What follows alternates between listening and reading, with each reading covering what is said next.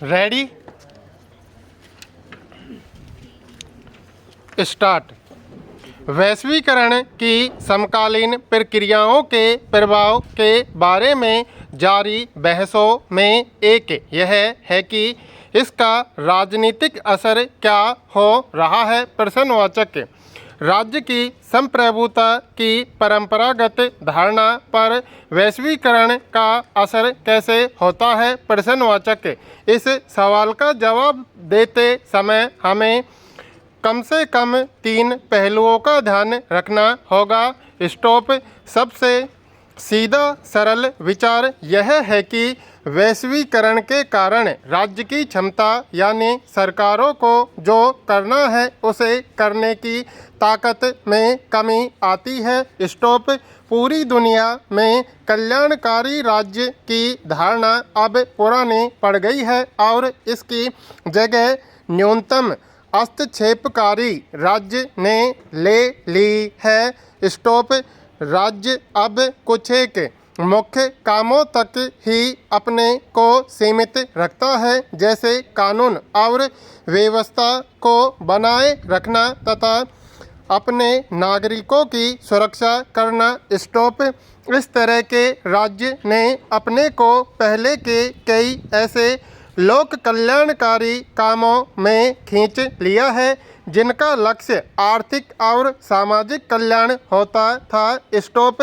लोक कल्याणकारी राज्य की जगह अब बाजार आर्थिक और सामाजिक प्राथमिकताओं का प्रमुख निरर्थक है। स्टॉप। पूरे विश्व में बहुराष्ट्रीय निगम अपने पैर पसार चुके हैं और उनकी भूमिका बड़ी है। स्टॉप। इससे सरकारों के अपने दम पर फैसला करने की क्षमता में कमी आती है। स्टॉप। इसी के साथ एक बात और भी है। स्टॉप।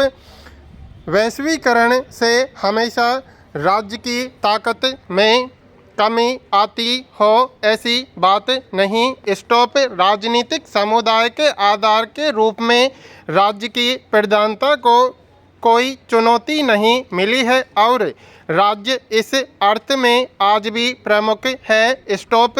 विश्व की राजनीति में अब भी विभिन्न देशों के बीच मौजूद पुरानी ईर्ष्या और प्रतिद्वंद्विता की दखल है। स्टॉप। राज्य कानून और व्यवस्था राष्ट्रीय सुरक्षा जैसे अपने अनिवार्य कार्यों को पूरा कर रहे हैं और बहुत सोच समझकर अपने कदम उन्हीं दायरों से खींच रहे हैं जहां उनकी मर्जी हो। स्टॉप। राज्य अभी भी महत्वपूर्ण बने हुए हैं। स्टॉप। पैरा। वस्तुतः कुछ मायनों में वैश्वीकरण के फलस्वरूप राज्य की ताकत में इजाफा हुआ है। स्टॉप। अब राज्यों के हाथ में अत्याधुनिक प्रौद्योगिकी मौजूद है जिसके बूते राज्य अपने नागरिकों के बारे में सूचनाएं जुटा सकते हैं। स्टॉप। इस सूचना के दम पर राज्य ज़्यादा कारगर ढंग से काम कर सकते हैं। स्टॉप। उनकी क्षमता बढ़ी है, कम नहीं हुई। स्टॉप। इस प्रकार कई प्रौद्योगिकी के परिणाम स्वरूप राज्य अब पहले से ज़्यादा ताकतवर है। स्टॉप। वैश्वीकरण के आर्थिक पहलू के बारे में सब कुछ भले ही नहीं जाना जा सके, लेकिन यह कहा जा सकता है कि वैश्वीकरण को लेकर जारी बहसों का बड़ा हिस्सा और इस बहस की दिशा इसी पहलू से संबंधित है। स्टॉप। इस समस्या का एक पक्ष तो यही है कि आर्थिक वैश्वीकरण को कैसे परिभाषित किया जाए। स्टॉप। जैसे ही आर्थिक वैश्वीकरण का उल्लेख होता है, हमारा ध्यान अंतर्राष्ट्रीय मुद्रा कोष और विश्व व्यापार संगठन जैसी अंतर्राष्ट्रीय संस्थाओं तथा विश्व भर में आर्थिक नीतियों के निर्धारण में इनके द्वारा निभाई गई भूमिका पर जाता है। स्टॉप। हालांकि वैश्वीकरण को इतने संकीर्ण नज़रिए से नहीं देखा जाना चाहिए। स्टॉप। आर्थिक वैश्वीकरण में इन अंतर्राष्ट्रीय संस्थाओं के अलावा भी कई खिलाड़ी शामिल हैं। स्टॉप।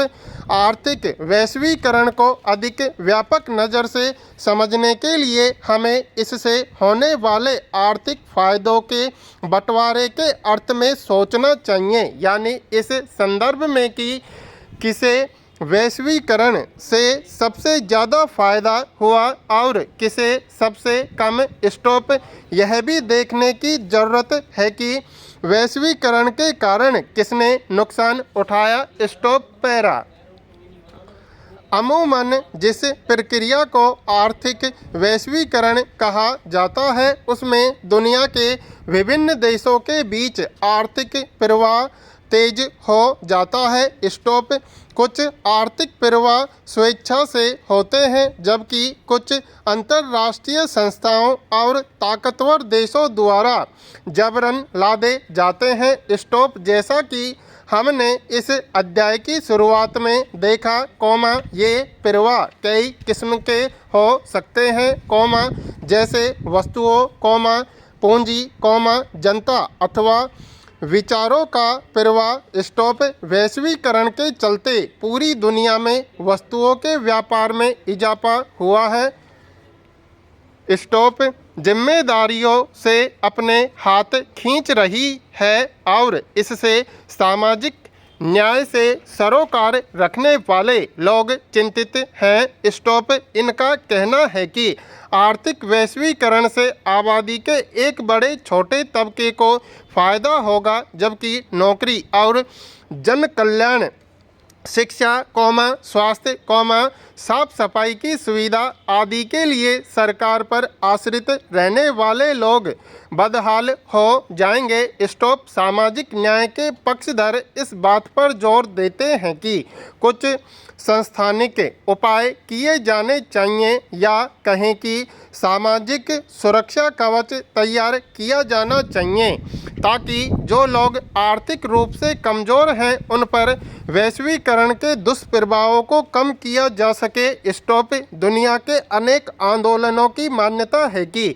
सामाजिक सुरक्षा कवच की बात अव्यावहारिक है और इतना भर उपाय पर्याप्त नहीं होगा। स्टॉप। ऐसे आंदोलनों में बलपूर्वक किए जा रहे वैश्वीकरण को रोकने की आवाज़ लगाई है क्योंकि इससे गरीब देश आर्थिक रूप से बर्बादी की कगार पर पहुंच जाएंगे, खासकर इन देशों के गरीब लोग एकदम बदहाल हो जाएंगे। स्टॉप। कुछ अर्थशास्त्रियों ने आर्थिक वैश्वीकरण को विश्व का पुनः उपनिवेशीकरण कहा है। स्टॉप। पैरा। आर्थिक वैश्वीकरण की प्रक्रियाओं के समर्थकों का तर्क है कि इससे समृद्धि बढ़ती है और खुलेपन के कारण ज़्यादा से ज़्यादा आबादी की खुशहाली बढ़ती है। स्टॉप। व्यापार की बढ़ती से हर देश को अपना बेहतर कर दिखाने का मौका मिलता है। स्टॉप। इससे पूरी दुनिया को फ़ायदा होगा। स्टॉप। इन लोगों का कहना है कि आर्थिक वैश्वीकरण अपरिहार्य है और इतिहास की धारा को अवरुद्ध करना कोई बुद्धिमानी नहीं। स्टॉप। वैश्वीकरण के मध्यम मार्गी समर्थकों का कहना है कि वैश्वीकरण ने चुनौतियां पेश की हैं और सजग सचेत होकर पूरी बुद्धिमत्ता से इसका सामना किया जाना चाहिए। स्टॉप। बहरहाल, इस बात से इनकार नहीं किया जा सकता है कि पारस्परिक निर्भरता की रफ्तार अब तेज हो चली है। स्टॉप। वैश्वीकरण के फलस्वरूप विश्व के विभिन्न भागों में सरकार, व्यवसाय तथा लोगों के बीच जुड़ाव बढ़ रहा है। स्टॉप। वैश्वीकरण के कारण परिणाम सिर्फ आर्थिक और राजनीतिक दायरों में ही नज़र नहीं आते, हम घर में बैठे हों तब भी इसकी चपेट में होते हैं। स्टॉप। हम जो कुछ खाते पीते पहनते हैं अथवा सोचते हैं सब पर इसका असर नज़र आता है। स्टॉप। हम जिन बातों को अपनी पसंद कहते हैं वे बातें भी वैश्वीकरण के असर में तय होती हैं। स्टॉप। वैश्वीकरण के सांस्कृतिक प्रभावों को देखते हुए इस भय को बल मिला है कि यह प्रक्रिया विश्व की संस्कृतियों को खतरा पहुंचाएगी। स्टॉप।